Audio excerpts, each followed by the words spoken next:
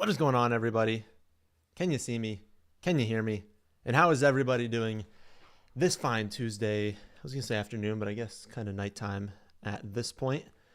We're going to do a draft in a little bit. I don't want anyone to miss the initial pick, so we'll hold off for a second. I'll answer a few questions for the people who were in here initially, and then we'll hop in. We'll do a Best Ball Mania draft, and we'll hop on out of here. So, first question. 9th overall pick, I'm assuming a redraft league. Do you go with the 7th wide receiver rated or the 3rd by ADP like Saquon and then grab Olave or London if they're available? I mean, okay.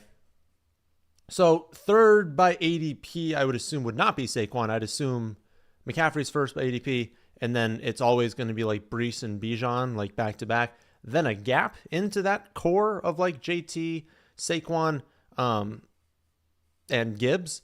So I wouldn't take Saquon that early. If you really like Saquon, you think he's 3rd, wait, take a wide receiver and take Saquon at that like next pick. But don't take Saquon.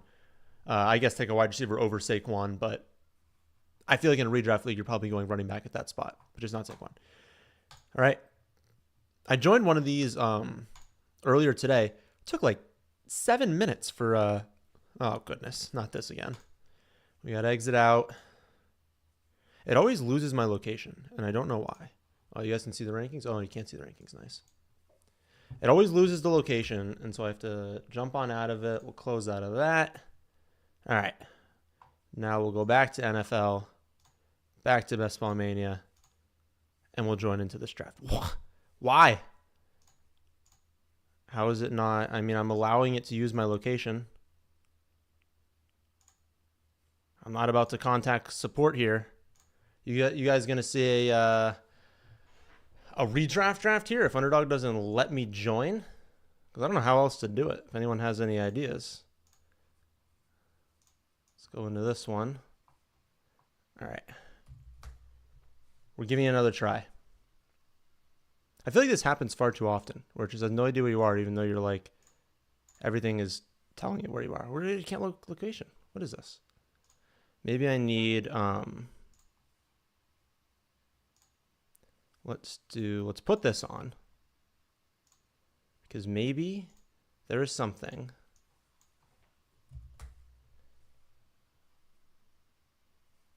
You know, when it's like, oh, allow the location. It's not even asking me if I want to allow the location. All right, well, maybe we'll end up doing, do you guys want to do a sleeper draft? People in here, a redraft league.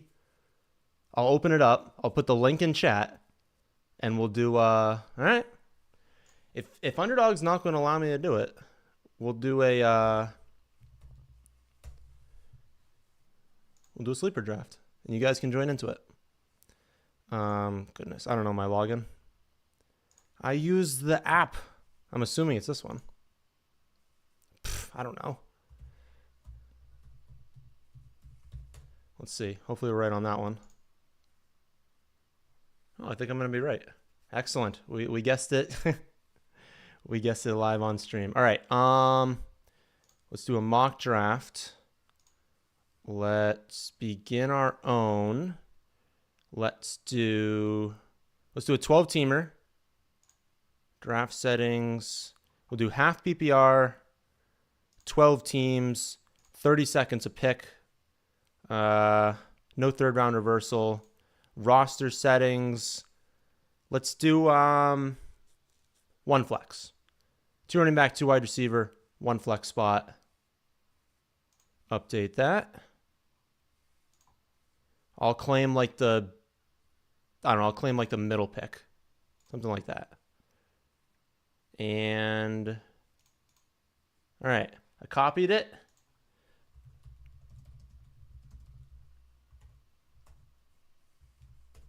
All right, you guys can join into this. We'll see if we can get enough people. It's not going to work amazingly with the side that we have here, but I'll just try and make an effort to like move it around a little bit maybe. I mean, you see some of it, but we'll go with the fly here. But yeah, you're probably not going to see Team 12 all that much. I guess I can get rid of, since we're not doing an underdog draft, why don't we There we go. All right. It's not Underdog, so we're not going to put it on. And then we'll do over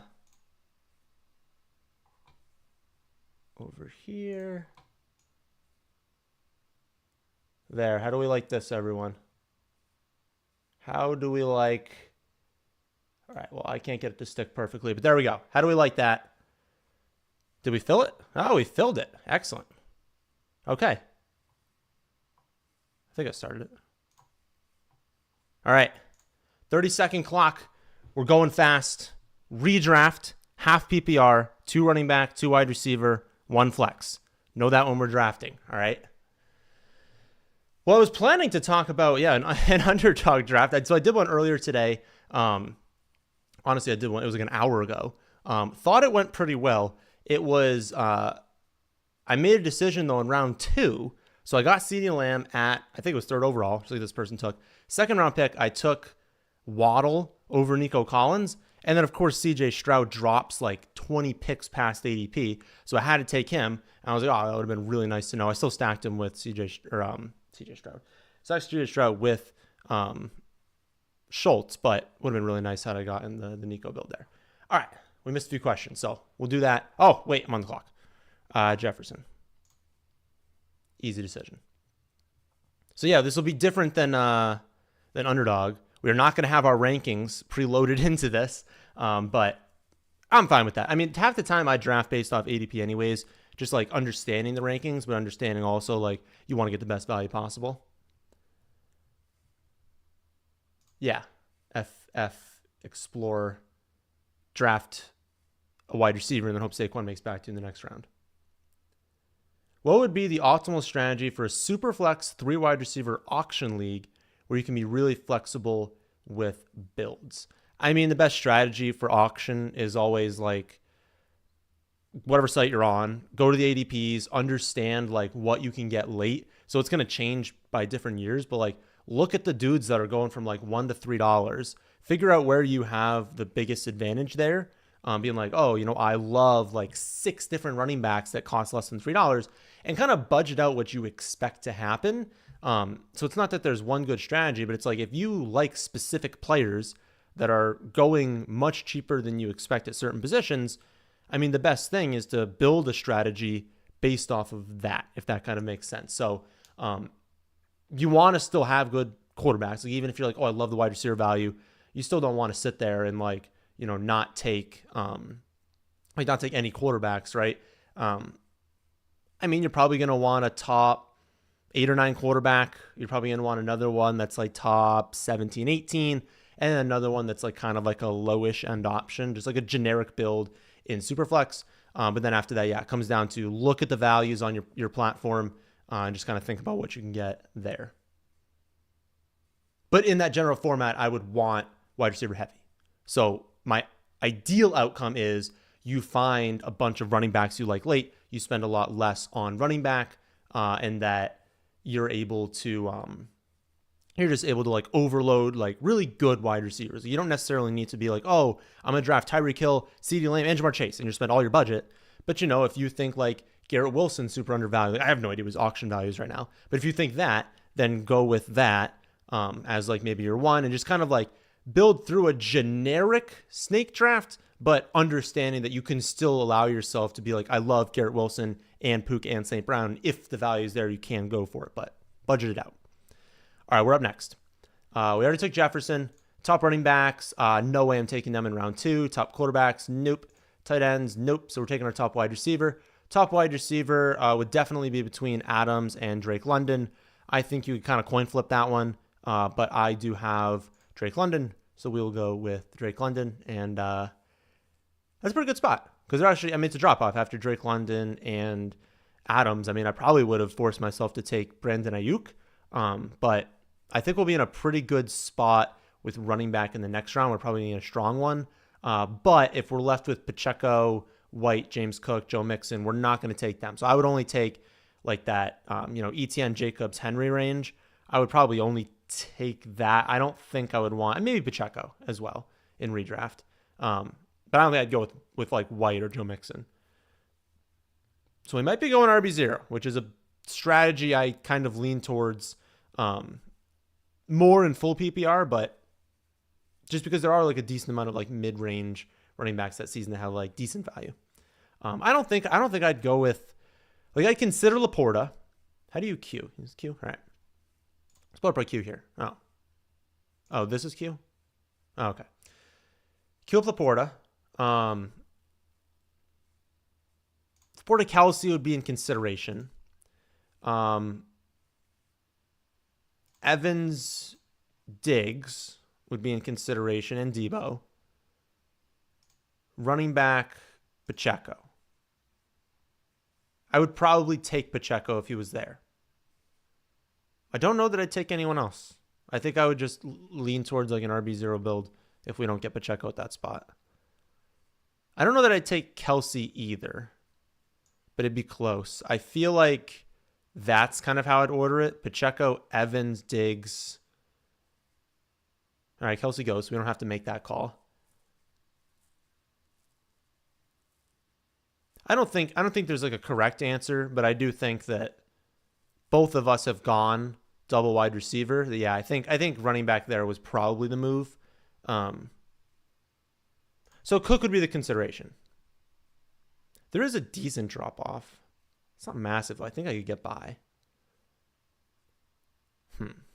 Evans or Cook in this build. Now let's see what happens. Let's do Evans and see what happens with this build. We're starting off RB0, so we got Jefferson, London, Evans.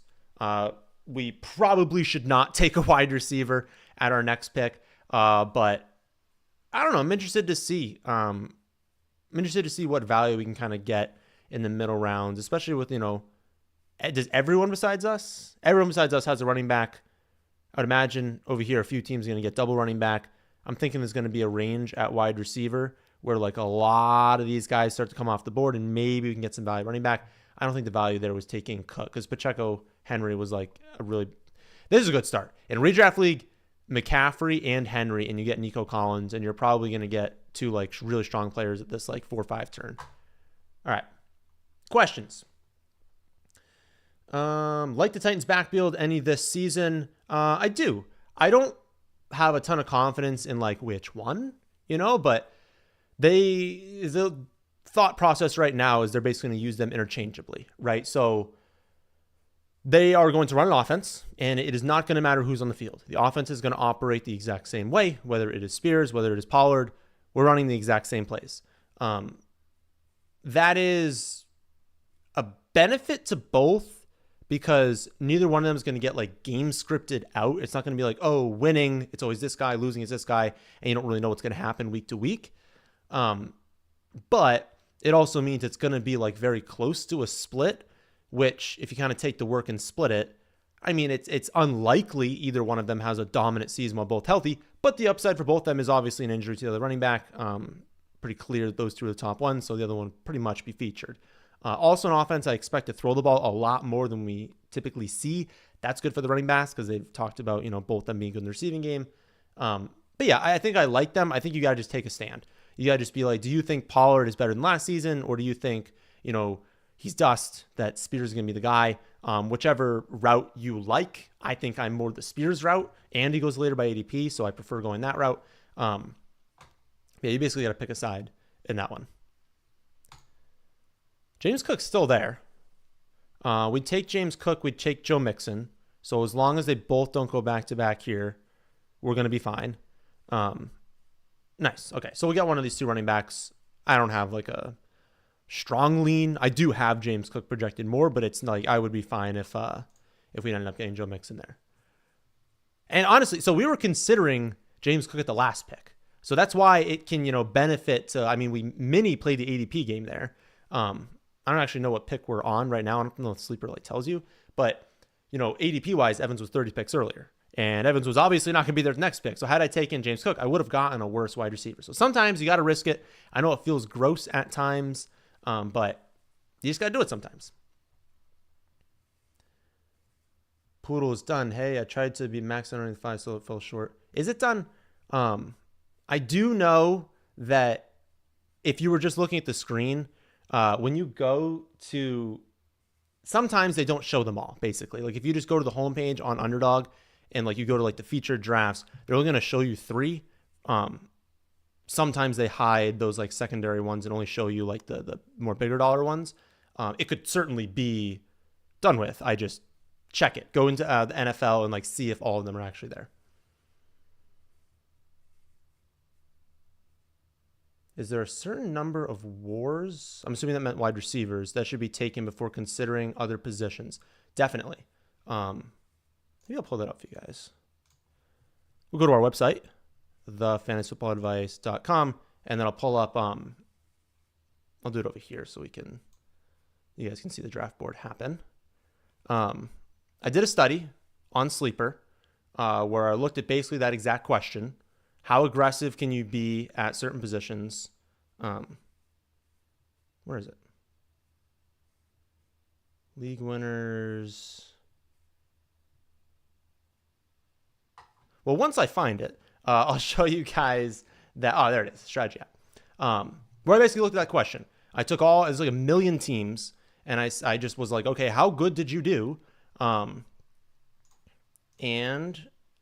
this is the result, which we can look at after my pick because it's up in a second.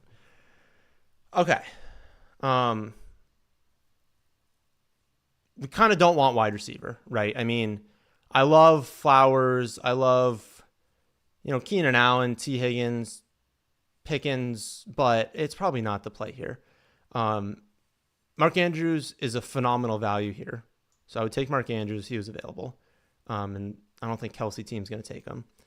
At running back, definitely like a lot of these guys. I would say probably David Montgomery.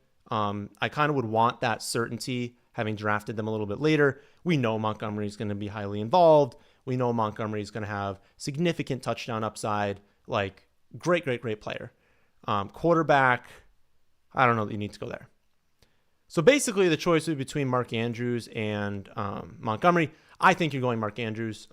Watch the Thursday video for a full take on Mark Andrews, but we're getting really strong value getting him at 5-6. Like, he probably should be a 3rd round pick, realistically, if people weren't just scared of him getting hurt twice. So this is the thing I was talking about. So you basically just input. So I basically have all the data in the back end, so you guys don't have to look at any of that. Input the scoring format. We only have half and full right now because it's like literally 1% of leagues are in standard these days, which is good. But so half PPR. How many wide receivers? We're starting 2. How many flex spots? 1. What position you want to look at? Running back. I'll answer running back first.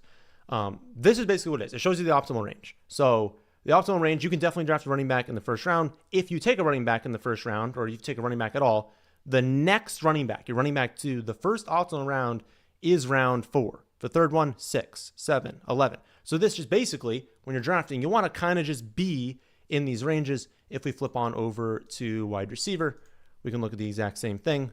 You can do 3 in a row.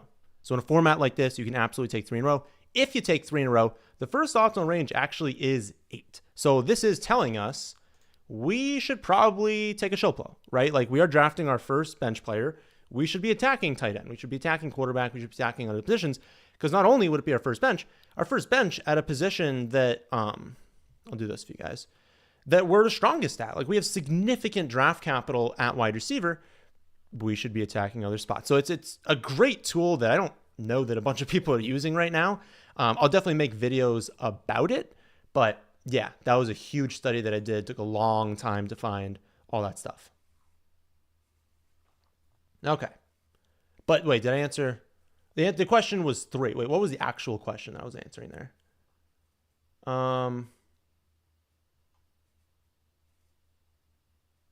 So the answer is 3. Yes. Is there a certain number of wide receivers before taking other positions? It is typically, if you kind of look through them, it is the number that maxes out starting. So if you had 2 flex spots, you could do 4 in a row, but you wouldn't do 5 in a row. We do a video on the wide receivers tier 11 through 24. Seems like one large tier values. I'll probably do that in a number of different videos because we have those player breakdowns on the Thursdays. So this Thursday is the tight ends, McBride, Kincaid, and Mark Andrews. There will likely be numerous Thursday videos that go over that general range, especially like, the round 2 2, 3, 4, 5 wide receivers. But you guys got to suggest them in the comment section of those videos or here if you want to suggest some of those. More like Blunderdog. Well, I don't want to say that. But it's just, it's annoying when that happens. To be honest, it's probably on my end. I'm probably blocking something. But I don't think I am, to be honest. Do we think James Cook will get more touches and be a good running back 1 in redraft full PPR if you go? So basically, if you go RB0, do we like James Cook? Yeah. I mean, I almost did that, right? Like, I guess I got him in round 4. But, do you get him in round 4? Yeah. I mean, I basically just did that. I just flipped in running back. Or flipped in tight end. Hold on. Let's make our pick here first, and then we'll talk about that question. Running backs, like Stevenson a lot. He would be the running back I would take. It'd be like Stevenson and Zamir would be the 2 I'd like. If there was one that stood out, there is not. Quarterback. I think just because all these dudes have already taken, I just don't think the value here is in taking quarterback. I think some of these guys will still be available. Let's go Stevenson. Maybe it's a Patriots homer pick, but he's the best running back that they have. He is exceptionally talented. He would have come back last season had it been, they wanted to feed Zeke because it's like, well, Zeke stinks. So if we keep giving him 3.5 yards carry, we're going to lose games and we're going to get a better pick. Could have come back, held him out, be safe. He's the best running back that they have. He's good in the passing game. The team is going to be better this season because they're not actively trying to lose. I think Drake May has a wide range of outcomes, especially early on, but I think he's going to start the season relatively early. They could, have some of the backups in there. Like Brissett's quality, so they could definitely have him kind of start the season out. But I think very early they're going to move on to May. And if this offense can look even okay, Stevenson in mid-6th round is like a really strong pick. I like the team a lot. So we'll put this back down here, and then I'll answer that question. I like this a lot. Like we have the best wide receiver core, obviously. We've got what I think, I don't want to say the exact ranking, but what I think is a really good tight end. Because of course, again, the Thursday video. I don't want to spoil all that video. And then James Cook and Stevenson, 2 running back 1s. Didn't spend a ton for him, so we're still going to, want to be attacking that position. But I like where we're at right now. To answer the question, I think Cook is a strong running back 1 going RB0. Would I want him in round 3? Again, I opted for the 3rd wide receiver, so probably not a round 3 pick for me. But you're saying, round 4, 2 wide receivers and a tight end. Like, he's easily their top back. Ray Davis is fine. Ray Davis is good depth. Ray Davis would probably have a good role if he got hurt. Obviously, the touchdown upside is limited with James Cook, but they can run the ball a lot. So when they switched offensive coordinators last season, they went to 2nd in run play percentage. They are going to give James Cook a lot of touches. He will have work in the receiving game, and he will score some touchdowns because they're not going to run it every time in with Josh Allen. So great upside if you can get him in round 4. And then again, kind of wanted to take on Stevenson there. So yes, I think he's a really good pick if you go kind of RB0 there. Although RB0 is usually like 5 rounds, but you know the point. No question. Want to say thank you for all the content. 4 years, finished no worse than 3rd in 2 separate leagues, 4 championships along the way. Keep killing it. That's awesome.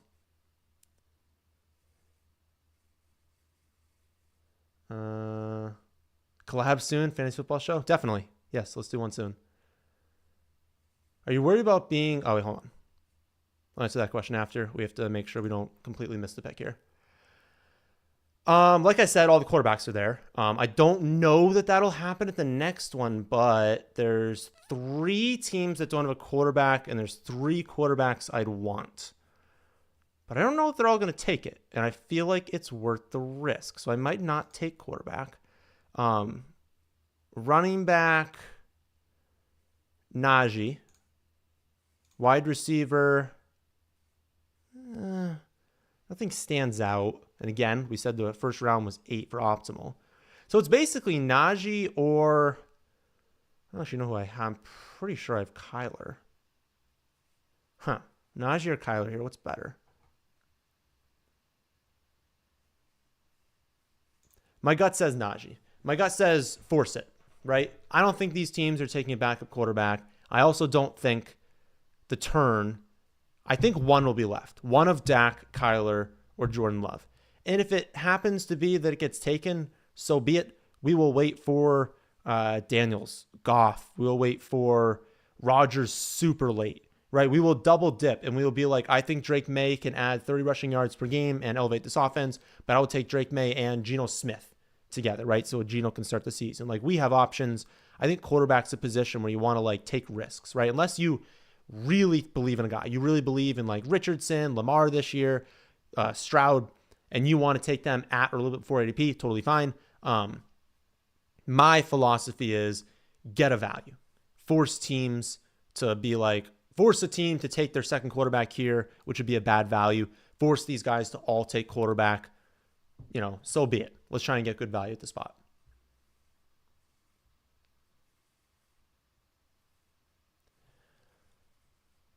Okay. Are you worried at all about this being the drop-off year for Derrick Henry, despite the good situation? Watch tomorrow's video for a full take on Derrick Henry. But no. Underlying stats were still very strong for Derrick Henry last season, so we haven't seen the drop-off yet. He is going to a better offensive line. He's going to a better offensive situation. He's going to a situation where they're going to be leading in the vast majority of games for the vast majority of time. Like, it's going to be a very good team. He has, like, historically good went ahead. So he is just a player that when his team is winning, he scores what? It's like 10 more fantasy points per game. I want that, right? I want that on my team, especially in round 3 in redrafts. Egregious. I said in the video, spoiler for tomorrow, Henry should probably be a first-round pick in fantasy this season. I think he can score 20 touchdowns. Like, I'm not concerned. Because especially, it's like efficiency, right? Maybe efficiency drops slightly, but it's also Derrick Henry. So even if he's less efficient, he's going to have those games where he busts off like an 80-yard run. That's going to add to the efficiency. But the big point with efficiency is, who cares? Like, given the amount of touches that he's going to have, whether you drop from 4.2 to 4 to 3.9 yards per carry, doesn't matter. That only matters in the context of, are you going to lose your job? When there's fringe running backs and they stink and their efficiency drops, or fringe running backs and they get older and their efficiency drops, they move on to someone else. The Ravens are not moving on to anyone else. We know the touches are going to be there. We know he's going to have that upside. So no, I'm not concerned. Even if he starts to fall off, the touchdowns will be there. The games will be there where they're giving him 25 carries because they want to win late in the game. Like, I'm just not concerned at all about Derrick Henry. He would have to get hurt to not have like 12 to 13 touchdowns, which is not something you can say about any of the running backs other than McCaffrey, probably.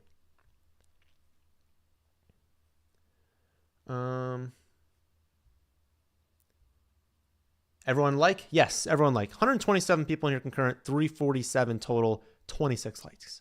Come on, guys. More likes. When drafting early, I'll make sure, we're on the clock. I'll do that one after. So we might get Love. I would assume we're going to get Love. If we don't, Warren would be strong.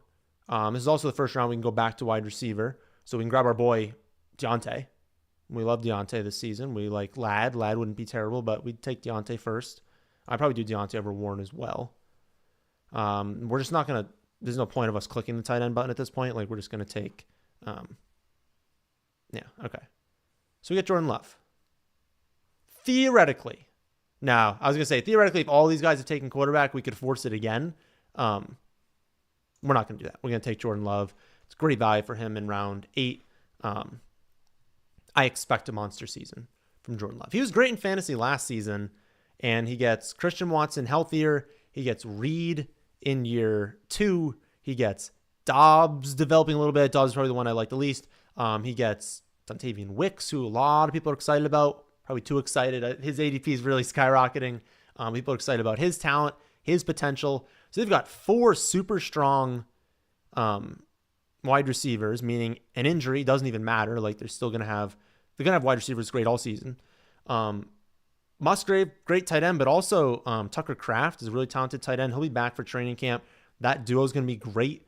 They have pass catching running backs. Like, so much upside in Jordan Love this season, especially when you can get him kind of after that initial wave and you can kind of hit these other positions. We will need to go back to wide receiver, but we don't need to be as aggressive as like Underdog. On Underdog, if I only had 3 wide receivers right now, I'd be panicking. Like, you need to be going back to wide receiver and getting a ton of them to redraft. So if we look at the roster here, we have our starting lineup besides, I didn't take off kickers. We have our starting lineup and a bench piece. I think that's great. I think it's a really good starting lineup. And then, yeah, Najee over there. Okay. Oh, I missed that. Okay. When drafting early in a redraft league, and you have the option of drafting an extra running back or wide receiver instead of a kicker defense till the season starts, how things shake out, thoughts? Yeah, I would say for the most part, that's a strategy like mid-August. Once mid-August happens, you don't have as many opportunities for that injury. You have at mid-August, we kind of know at that point, different situations. You can get something like Kyron Williams last season where, it was late August where there were starting to be those rumblings of him being, utilized a lot more than people were thinking. But for the most part, if you're drafting then, you're going to have to drop that person anyways. And the odds in like mid to late August on kind of low. So all right, I want the queue up here. So yeah, I would say that. Before August, yes. I'll finish that in a second. I think Jameson Williams is the pick here. So basically what they're saying is, especially this league, right? And leagues that allow it, you have a defense and kicker spot. There's going to be defenses and kickers, right? You're going to be streaming anyways. You don't really care about it. You take in the last two. What if you don't take in the last two and you take like 2 running back handcuffs and you be like, no one's hoping for an injury, but if there's an injury, you've got the handcuff. They went up. You don't have to get them off waivers. It's just, a thing that might only happen 10% of the time, but that 10% gives you a huge edge, right? I think that's perfectly fine to do. I just wouldn't, if you were in the last week of August and you draft your defense and your kicker because you're going to have to add them anyways. And then you're going to be sitting there I don't know which one to drop. And it's a whole thing. If you're drafting in July, do it. After that, no, because then you're kind of setting yourself up. It's everyone's kind of picked up the good options for week 1. So now you're not starting off with a good streamer. So that's what I would say. Before mid-August hits, do that.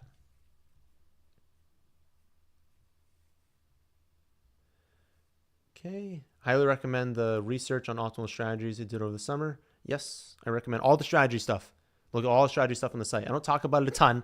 There will be videos on it in the future, but especially the draft strategy app.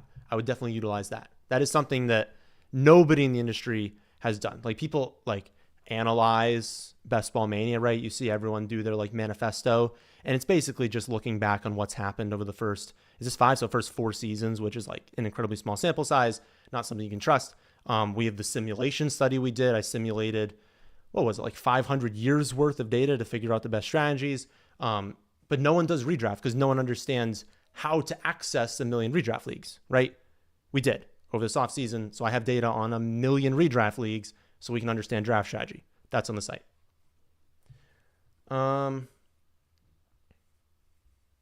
Yeah.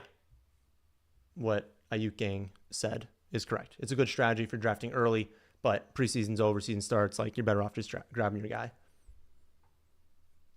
How is Debo looking for you this year? Hoping for extreme efficiency again this year. I mean, you're always hoping for extreme efficiency from Debo, right? He is a player that can produce that, right? He can hit for a couple really, really long touchdowns, increases efficiency that way. I think he's fine. I think his ADP is correct. I don't think it's a screaming value. I think he's obviously, more up and down player. I think fine. He's not someone I've been targeting. I have not gotten a significant amount of him, but I'm not against it if he becomes a top player. All right. Looking at running back here, I would say most excited about Corum, Chase Brown, Charbonnet, Jalen Wright, Kendre, Lloyd, Gibson, but we have Stevenson. I don't really want to handcuff with Gibson there. Chase Brown, probably the top option. This is actually probably how I would have it, is right here. If we went on to wide receiver, Curtis Samuel's not a bad value right now. Well, Tyler Lockett, actually. I feel like Lockett's a good value. These guys have a decent amount of running backs. Let's do Lockett. Because I don't have a strong enough take at running back. I think I like Chase Brown more than Charbonnet, but I think both have basically the same ceiling. Jalen Wright obviously is, probably the highest ceiling on this list, but no, weekly upside until someone gets injured. Kendre Miller could lead the Saints in carries this season. But I think Lockett was kind of a stable play for us, right? We grabbed Lockett as our 5th wide receiver. We know he's going to be solid all season. We know he's going to have points. Like, there's going to be points where we go out there and we're like, okay, apparently Jameson Williams is a bust and maybe Mike Evans is hurt. And it's like, we kind of need that flex play. We just know that Lockett's going to produce relatively consistently. And I think Seattle's going to throw the ball a little more than people think this season. So a good stability play there. I think we kind of cool it at this point with wide receiver. I didn't even check. We can look at our strategy app. Okay, so we were good drafting there. Our 6th receiver actually can come in round 10. So that's fine. But our 7th should be after that. So we can take another one here. I don't know that it will, though. There's a decent amount of wide receivers I like late. We'll cool it with wide receiver. So probably just take one of these. I don't think these are all going to go. And quarterback would be something if we really wanted to draft a backup. I don't know. You do that later on. But right now, okay, so it's back to that person's question. Let's pretend this is a real draft. We're in June. I'm not drafting a defensive kicker. No way in the world I'm drafting a defensive kicker unless this thing forces me to do so if we're in June. I'm taking shots on high upside plays that I think are sleepers who could be complete dust. Don't grab stability pieces, so don't go back there and grab the Tyler Lockett of the later rounds in round 13, 14. Grab players so we don't know a lot about them, but if they turn out to be a lot better than we think, they skyrocket in ADP. Don't grab it's a good value drafting this guy later on. You can do that on Underdog, but in a redraft league, you can't capitalize on those spikes as much. You need this person to really outproduce, and you'd need something to happen in training camp. That's how I would kind of approach it. All upside with those picks. All right, one more goes by between us. We'll take Wright or Kendre, whoever's left there at our pick. Again, slightly on Wright for ceiling. I would say median outcome, though. Kendre probably scores more points if you just simulated the season over and over again. But 100 or 90th percentile ceiling, obviously Wright has higher ceiling. But we'll take Kendre. Last one on that list there. Any good pick for us. Okay, I will put this back down so you guys can see everything.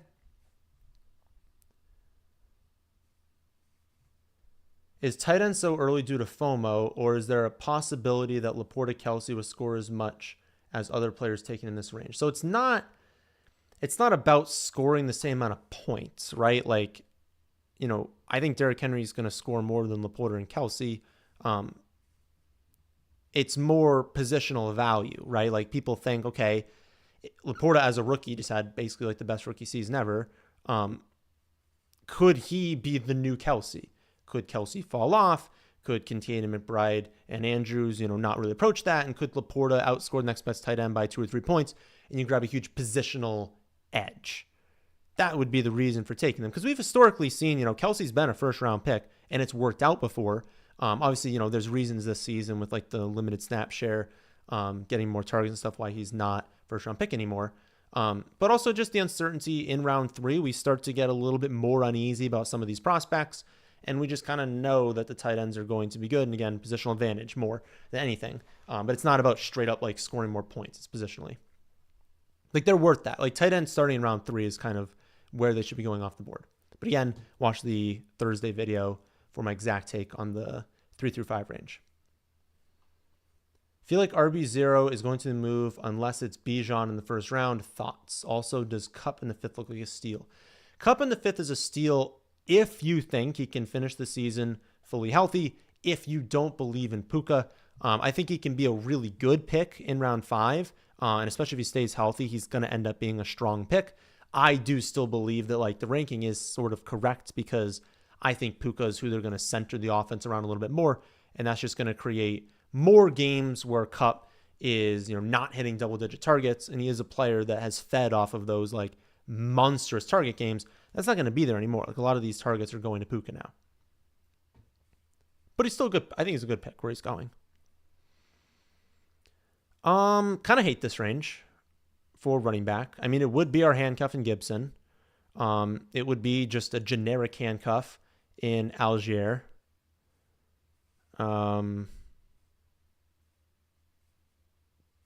pretty gross other than that. I would probably rather someone else's handcuff in Algier, though. Some decent wide receivers still on the board, but it probably benefits our team a little bit more to not do that. We invested so much at running back, or at wide receiver.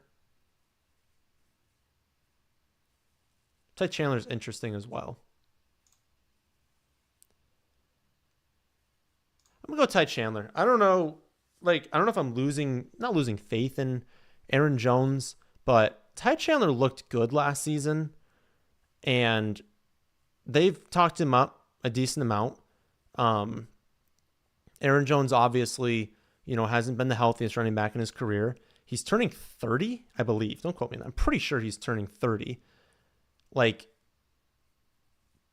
This is an offense that is going to be strong, especially when they now have Jefferson back fully healthy.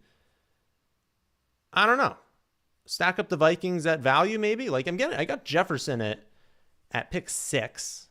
He was going first overall in leagues before his injury, which is not an injury that you expect to repeat. Obviously, the quarterback downgrade, but what if McCarthy's decent? I don't know. I feel like round 12, it was worth a shot on him there. And basically the thought process for Gibson was I prefer Stevenson work out, right? I want Stevenson to stay healthy on this build.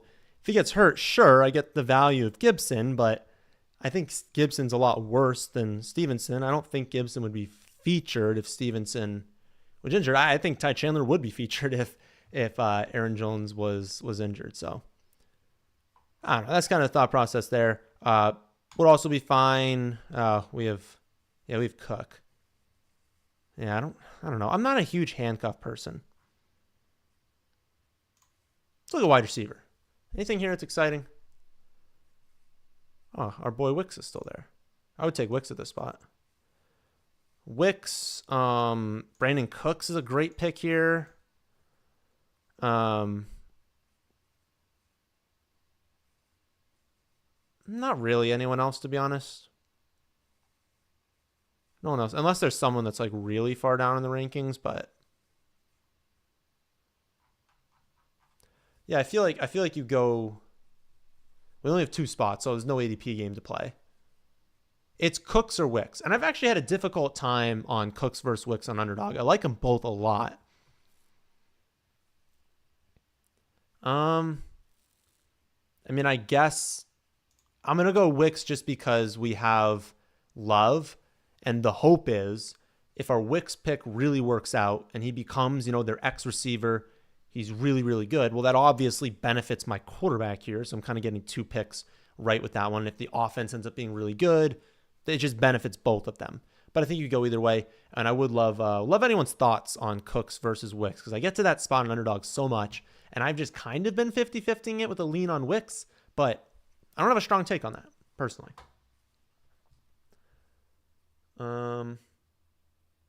Is the auction tool on the site getting updated this season? That feature helped you a lot in your draft last season. It was amazing. Yes, and it's getting an upgrade. I actually got that a couple days ago. I have not had time to look at it yet. But yes, it's getting an upgrade, and it is a great tool. If you guys play in auction leagues, there's a draft helper that we have on the site you can download and draft with. It's very good. It's getting an upgrade and is coming back. What do you think about the young receivers in PPR, mainly talking about London, Olave, Marvin Harrison Jr.? Probably need to do a breakdown on it, to be honest. I drafted Drake London on this team, so I like his value. I don't love the value in Marvin Harrison Jr. I'm a little bit concerned that they are going to be a relatively run-heavy team, but I'm just concerned that people are taking him a little bit too early. Where do you go in this one? On Underdog, he's going at that 12-13 spot. And I would definitely take Garrett Wilson ahead of him. I feel like I'd even maybe prefer Olave and London, but maybe that's why I need to do the breakdown. But I don't know. To me, you're asking a lot from him to come in and be effectively, late first, early second round value. He's going to need 1,200 yards and 10 touchdowns to pay that off. You're asking a lot from a rookie to come in here and do that. So I don't love the value on him as much. Who's the other one? Olave. Yeah, I like Olave in London. I think they're appropriately valued in that like mid-second round range.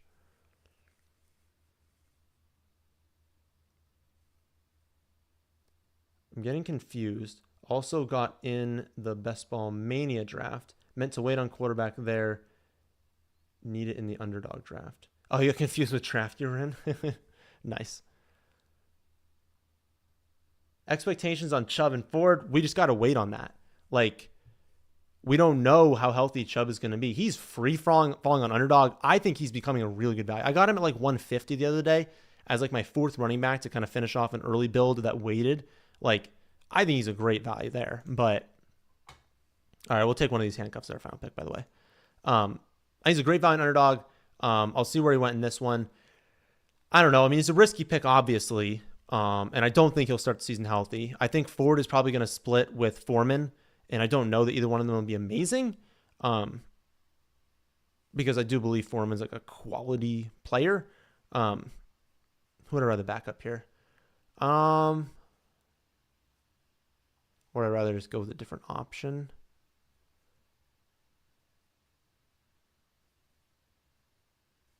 I don't know. I don't know if I'd rather... Because Braylon Allen's a good pick here too, but I guess Gibson. I don't know. I don't actually know what the right pick with there would be. What was I talking about? Oh, yeah. I think Ford will be the 1A. Foreman will be the 1B. Chubb, my guess is, comes back mid-season, gets back to better form late season. But we're just guessing right now. Like, we truly do not know at this point of the season. How scared are you of Chris McCaffrey's heavy workload, potential for injury at some point? Like, yeah, I mean, okay, what? Would you prefer Christian McCaffrey only had 15 touches a game and wasn't the most valuable player in all of fantasy? Like, that's what you're getting, right? You're taking him first overall because he's going to be the most valuable player in fantasy unless he gets hurt. And he's, given his touches, he's stayed healthier than 99% of humans would stay, but especially NFL players. Like, very few people can handle the workload he has handled in his career. I think you're still taking 101. If he gets hurt, he gets hurt, right? But until that point, he's the most valuable player by like a good chunk. And he opens up great hero RB builds. He opens up this build, McCaffrey, Henry, wait a while on running back, load up on these wide receivers. I like that build a lot. Although I would have gone with Andrews and Lamar if you wanted to take Lamar there. You seem low on Amari Cooper by his numbers with Watson at quarterback. Seem pretty good. I mean, sample size pretty low, right, on his numbers with Watson. I don't know. Yeah, I guess I'm lower than public. I haven't really gone into him that much on Underdog. Because Underdog is like the platform you're just doing the most drafts on with actual people. I think he's fine. He goes in this range generally? Where's Amari Cooper? Did he go really early? Where did he go? All right, I have no idea where he went in this draft. There he goes. 5th round. I think that's perfectly fine. You just like kind of look at his box scores, and it's like the most likely outcome for Cooper is he has a few blow-up games, which can capitalize on Underdog. Can capitalize on redraft, doesn't help you as much. But there's a few blow-up games. He's solid, but like he's been really good for a while, and he just never seems to have like a dominant season. Getting more up there in age now, I don't know. It doesn't inspire me as a pick. I see him like returning value, but unlikely to really exceed value by a lot. That's why I just don't draft him a ton. Why not Dobbins? I mean, he's fine. You could draft Dobbins late if you want to. Just don't know if he can hold up. I mean, if you think he can hold up, you think he can get 15 touches a game, it's a great offensive environment for him if he can win that job. I just don't know if he can. But yeah, he's a fine pick later on. What's most important to draft in a 10-team superflex? I mean, quarterback, right? Quarterback holds the most value. I want to start 2 of them every week. Yeah, I'd want quarterbacks early and even out everything else. If you invest quarterback early, you probably don't want to do tight end too early. Like if you took 2 quarterbacks in the first 3 rounds and then you took a tight end in the 4th, it's like, okay, if we're going both running back and wide receiver, and that can hurt you a little bit more. But yeah, quarterback would be the option. Thoughts on Myers as the top 24 finish? I think it can happen. I would say with the addition, being a run-heavy scheme, having Adams there, and the addition of Bowers makes it unlikely, but I like his value because I think he goes much later than that. I think it can happen if he got lucky with touchdowns. Dobbins, when healthy, could be the running back one. Could be. Yes. And he will skyrocket in ADP if we get positive news and he can stay healthy and can't. Ice cream for knees, that's the problem, right? Thoughts on Team 10. All right, thoughts on Team 10, then we'll get out of here. We got Kyler and Herbert at quarterback. That's fine. McBride and then no one else. That's fine. Barkley, White, Brian Robinson, Edmonds. I would maybe have taken one of these like late because you got A.J. Brown, Keenan Allen, Pickens, Worthy. I wouldn't say you're locked in there, but you've got, decent wide receivers. To take Palmer, Mooney, and Polk, did you really need Polk? Polk is your 1, 2, 3, 4, 5, 6, 7th wide receiver. I'd have probably taken a shot on your favorite running back sleeper, right? Take Braylon Allen, take Mike Gibson. I would have just done that. But honestly, that's nitpicking, right? It's a good team. You stacked up the Eagles, which that's something we'd want to do on Underdog. It can be a hesitation for me in redraft because there will just be games where the Eagles run into a really good defense. They struggle. Now your first 2 picks both struggled. There will be games where they just have bad weather, right? They get into a blizzard. They get into a rain game, a wind game, and the offense struggles. Maybe the team does okay, but the offense struggles there as well. Just leads to a little bit more variance for your 2 high picks, right? If you draft, Gibbs and Jamison Williams, well, okay, right? I don't care that I have a little bit of correlation between my first and 9th round picks, but first 2 opens up a little bit more of that bottom. And yes, they can, really produce well in those spike weeks, but we're kind of avoiding those bottom weeks in redraft because those are the ones that lose you games. If the Eagles score 35, we're not necessarily getting a win having Saquon and A.J. Brown, but if they score 10 and I don't get anything from both those guys, I might just straight up lose in 3 or 4 weeks because of the Eagles. I don't want that to happen, right? So that'll do it for this one. Again, go to the website. These tools are extraordinarily valuable. You're not going to find anywhere in the industry. This was going to be an Underdog stream. You can get the rankings. You can get the Underdog rankings and the redraft rankings for free by signing up for Underdog using promo code FFA. I think it's a crazy deal because we can use the rankings to draft an Underdog. You put the deposit in, they'll add to it 50% deposit bonus up to $250. And then you get to use rankings. So you're using your money plus the bonus, and you get the rankings for free, which includes the redraft rankings. So if you want to draft teams like generally this, if you hate my team, maybe you don't want to use the rankings. But I think the team worked out really nicely here. We attacked wide receiver early, got back on running back, got a tight end and a quarterback we feel very good about, and then went back kind of flip-flopping, some running backs and wide receivers that we like later on. I thought it was great. You'll draft a team like that if you do the rankings. So watch the video tomorrow. Tomorrow's going to be a really good video. It's basically all of my favorite picks in fantasy. And then you guys requested the tight end video on Thursday with a sleeper tight end video coming on Friday. But that'll do it for this week's stream.